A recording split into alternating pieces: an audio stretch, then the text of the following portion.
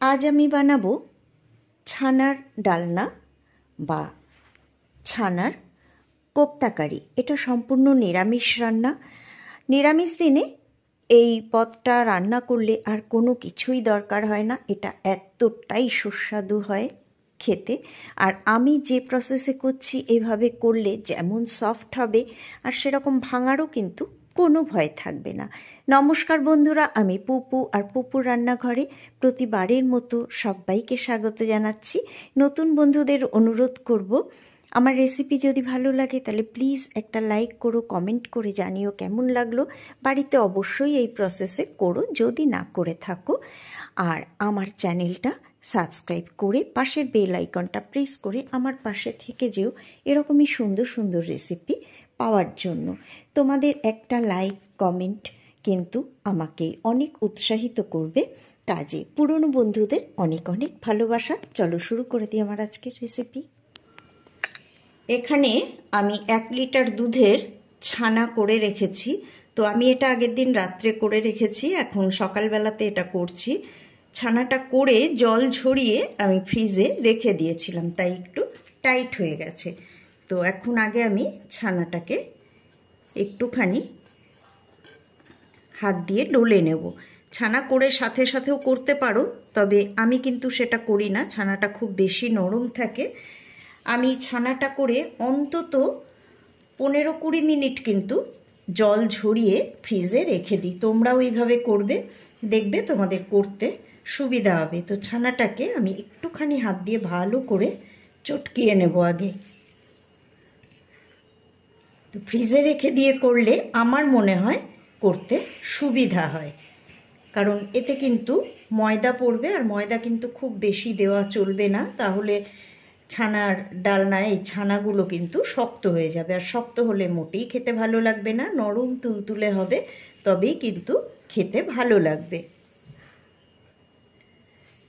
ছানাটা আমি ভালো করে চটকে নিয়েছি। এবার দেখো এর মধ্যে আমি 1 টেবিল চামচ ময়দা দিচ্ছি। আমি কিন্তু আর ময়দা দেব না। সুতরাং বুঝতেই পারছো 1 লিটার দুধের ছানাতে আমি 1 টেবিল চামচ ময়দা দিচ্ছি, এর বেশি কিন্তু দেব না। ময়দা তোমরা ময়দার পরিবর্তে কিন্তু এখানে আটাও দিতে পারো, তাতেও কিন্তু কোনোই অসুবিধা নেই, কিচ্ছুই হেরফের হবে না। তো যাই হোক, ময়দাটা দেওয়ার পর আমি এটাকে ভালো করে আবার একটুখানি মেখে নিচ্ছি। ময়দাটা দিলে একটুখানি বাইন্ডিংয়ের কাজ হবে।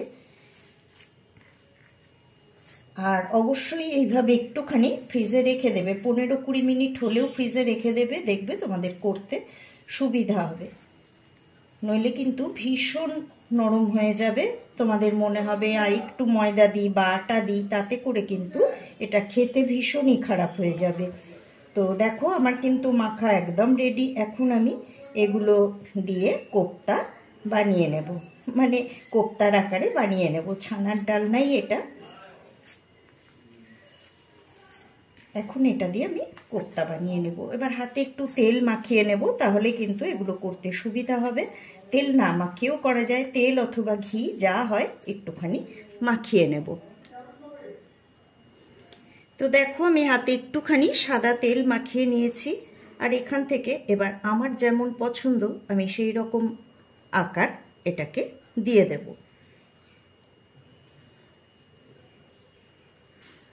দেখো আমি একটু গোল করে সামান্য একটু চ্যাপটা করে দিচ্ছি।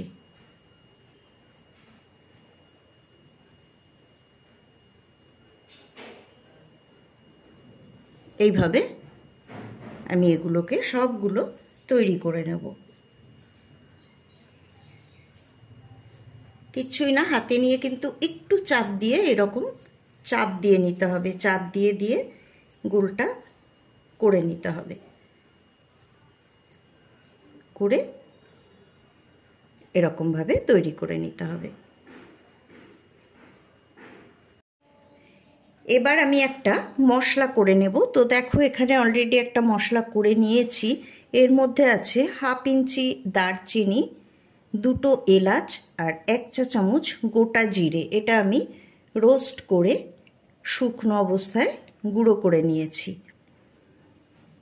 আর এইটা দিয়ে আমি একটা মশলা তৈরি করে নেব। যেহেতু এটা নিরামিষ, তো এর মধ্যে দেখো কি কি পড়ছে।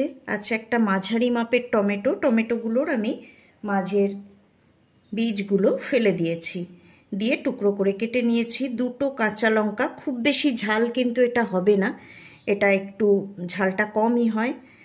আর এখানে আছে 1/2 ইঞ্চি আদা, আদাটাকে আমি একটু টুকরো করে কেটে নিয়েছি পেস্ট করার সুবিধার জন্য।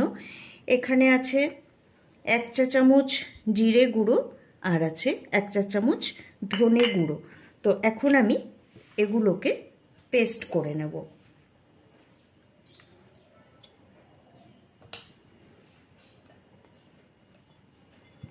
এগুলোকে আমি একসাথে পেস্ট করে নেব। যদি প্রয়োজন হয় তাহলে অল্প একটু জল দেব, নইলে দেব না। তো দেখো আমি মশলাটা পেস্ট করে নিয়েছি। আমি এর মধ্যে 1 চা চামচ মতো জল দিয়েছি, দিয়ে এটাকে আমি পেস্ট করে নিয়েছি।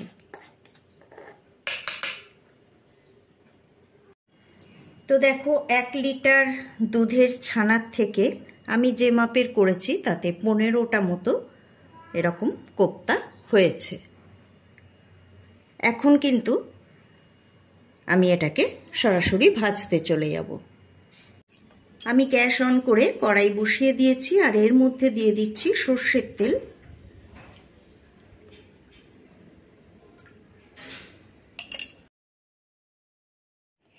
তেলটা গরম হয়ে গেছে, আর আমি এর মধ্যে কিছু কোপ্তা অলরেডি দিয়ে দিয়েছি। আর আমি কিন্তু দুবারে ভেজে নেব, একবারে হবে না। তো দেখতেই পাচ্ছ এগুলো কিন্তু এখন উল্টানো যাবে না, ভীষণ নরম আছে। এগুলো একদম লো ফ্লেমে ভাজতে হবে। এক পিঠ ভাজা হয়ে গেছে, এখন আমি একটা চামচের সাহায্যে আলতো করে এগুলোকে উল্টে দিচ্ছি। আর উল্টে দিয়ে অপর পিঠও এরকম লাল লাল করে ভেজে তুলে নেব। আমার সব কোপ্তাগুলো কিন্তু ভাজা হয়ে গেছে। আর ভাজা হয়ে যাওয়ার পর দেখো কড়াইয়ে এই তেলটুকু থেকে গেছে, আমি কিন্তু আর তেল দেব না, এই তেলেই কিন্তু আমি রান্নাটা করে নেব। এবার এই তেলে আমি ফোড়ন দেব। দেখো 1/2 ইঞ্চি দারচিনি আর একটা এলাচ থেতো করা, আমি কিন্তু দুটোই থেতো করে নিয়েছি। তো এটা দিয়ে দিলাম। আর দিয়ে দিচ্ছি একটা গোটা তেজপাতা, দিয়ে দেব 1/2 চা চামচ গোটা জিরে। লো ফ্লেমে মশলাগুলোকে ভালো করে ভেজে নেব যাতে পুড়ে না যায়। আর এগুলো কিন্তু তেল গরমই ছিল, ভাজা হয়ে গেছে, একটা সুগন্ধ বেরিয়ে গেছে। আমি যে মশলাটা করে রেখেছিলাম সেই মশলাটা এখন আমি এর মধ্যে দিয়ে দেব।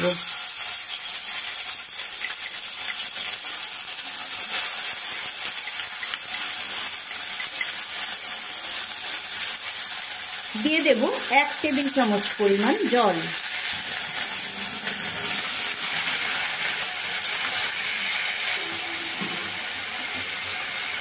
আমি কিন্তু এর মধ্যে আর শুকনো লঙ্কার গুঁড়ো দেব না, আমি কাঁচা লঙ্কা দিয়েই কিন্তু রান্নাটা করছি। এখন আমি এর মধ্যে দিয়ে দেব 1/4 টিস্পুন হলুদ গুঁড়ো, আর 1/2 টিস্পুন দিয়ে দেব কাশ্মীরি লঙ্কার গুঁড়ো একটুখানি কালারের জন্য। আর দিয়ে দেব এখন আমি এতে স্বাদ মতো নুন। নুন কিন্তু আমি 1/2 চা চামচেরও কম দিচ্ছি, যদি লাগে তাহলে পরে দেব, কারণ প্রথমেই কিন্তু বেশি দিয়ে দেওয়াটা ঠিক না। এখন আমি মশলাটাকে একটু লো ফ্লেমে ভেজে নেব, যতক্ষণ না এর তেলটা ছেড়ে বেরিয়ে আসে ততক্ষণ পর্যন্ত।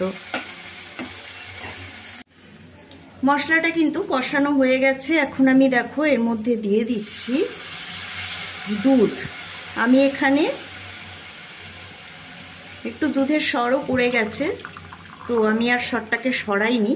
আমি এখানে 1 কাপের 4 ভাগের 1 ভাগ পরিমাণ দুধ দিলাম, 1/4 কাপ। তো এখন আমি এর মধ্যে দিয়ে দেব কিছুটা জল।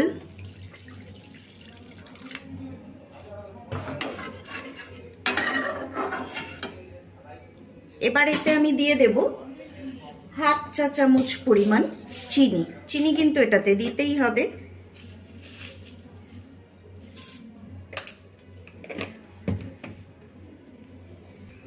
এই সময় নুনটা টেস্ট করে দেখে নিতে হবে। তো আমি দেখে নিয়েছি, আমার কিন্তু আর একটু নুন লাগবে, তো আমি আর একটুখানি নুন এতে অ্যাড করে দিলাম।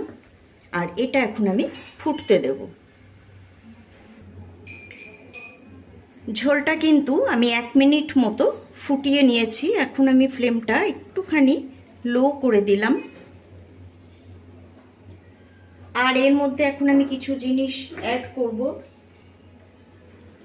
সেটা হলো আমি যে মশলাটা গুঁড়ো করে রেখেছিলাম, সেই মশলাটা আমি পুরোটা কিন্তু দিচ্ছি না, আমি অর্ধেকটা মতো দিয়ে দিলাম।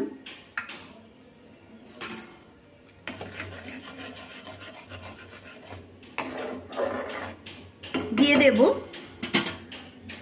2টো চেরা কাঁচা লঙ্কা,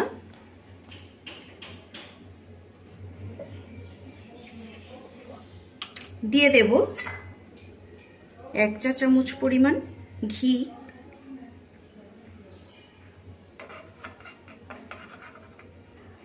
এখন আমি তৈরি করে রাখা ছানার কোপ্তাগুলো এর মধ্যে দিয়ে দেব। ফ্লেমটা কিন্তু এখনো আমি লো রেখেছি।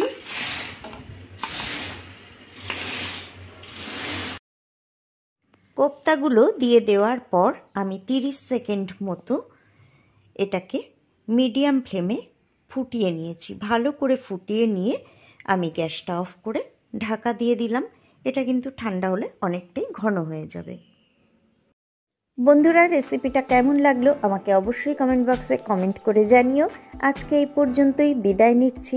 আবারও ফিরে আসব পরের পর্বে এরকমই সুন্দর কোনো রেসিপি নিয়ে। সবাই ভালো থেকো, সুস্থ থেকো, সাথে থেকো।